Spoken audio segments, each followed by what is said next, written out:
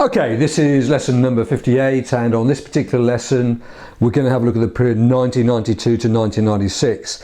Now, I use this quite a lot when I teach A-level economics, because what I quite like is the idea that people can pick out specific segments of time in the UK economy when certain things happened. So really for me there's a number of crucial periods. There's 1990 to 1992, when we were in the exchange rate mechanism, where we had negative economic growth. Then I like people to remember the period 1992 to 1996, when the UK economy did really well. And then what I always call the fantasy decade, which was from 1997 to 2007, when the IMF said that we were the top economy in the world, in the developed countries, in terms of macroeconomic stability, and in fact we were creating the complete opposite of that, which is macro instability. And for me that's a really good sign that sometimes economists just get things very wrong. So between 1997 and 2007 we can make a case that economists got things very wrong, and there could have been an alternative approach, but it wouldn't have gone down well with voters. We also got the period 1990 to 1992 incorrect, but actually, even though economists didn't want it at the time, or the government didn't want it, the period 1992 to 1996 was actually very successful. And then we come to the period 2008 to 2014, when in many respects the policies then, 2008 to 2014, have followed the policies that were being used between the years 1992 and 1996. Anyway, so right now I'm going to do 1992 to 1996. Okay, so a little bit of background here. Between 1990 and 1992, the UK had very high interest rates and a high exchange rate. And the reason for this was because we wanted to join the euro, which is lucky we didn't join them, but at that time we did want to join the euro. So we had what we called a semi-fixed exchange rate with the Deutschmark. Now, using the supply and demand of sterling, we had to keep within 2.9, £1 is equal to 2.9 Deutschmarks to 3.1 Deutschmarks. And actually that's quite a high exchange rate. I know we now deal in the euro. I suppose it's like having £1 equal to 1.6 euros. It'd be a similar sort of thing. So we had to keep within this band.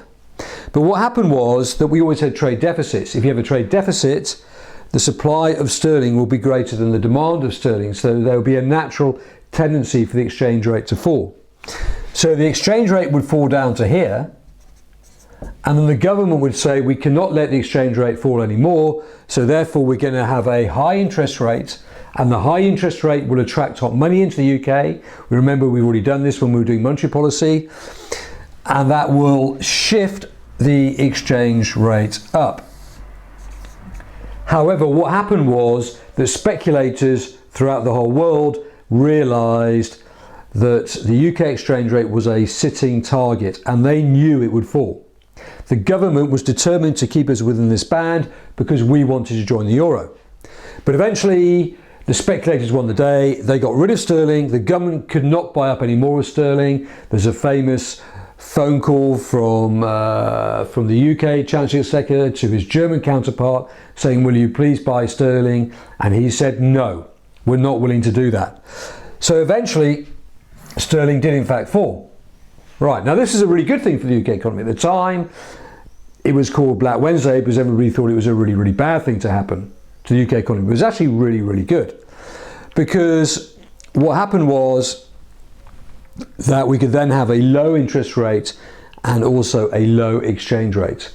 So the interest rate fell and the exchange rate fell by between 20 and 25%, and we could also decrease the interest rate, and I think it fell down to about 5%. Now, as we now know, this will stimulate the UK economy.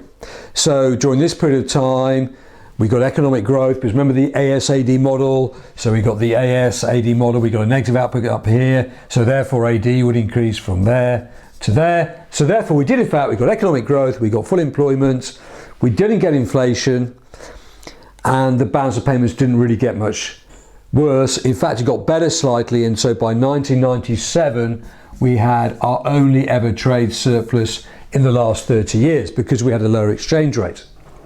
So all of these economic objectives were achieved and we didn't get inflation at the same time. Now, one of the reasons why the balance of payments did improve was because then our manufacturing sector was 20% of GDP.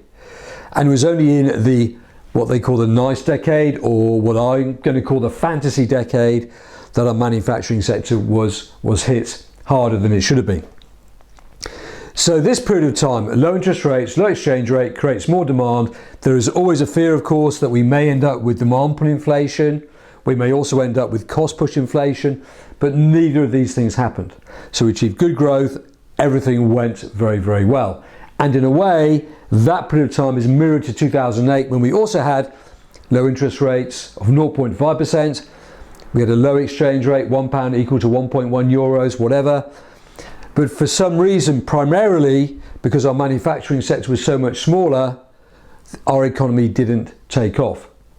The other good thing, the other reason why our economy was very, very successful then, can remember when I've always said, our economy is always dependent on supply side economics, supply side reform.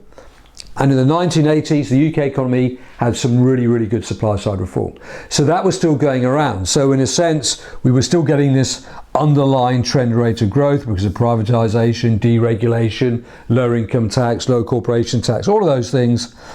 So the AS curve is also moving out. End of this period, 1992 to 1996.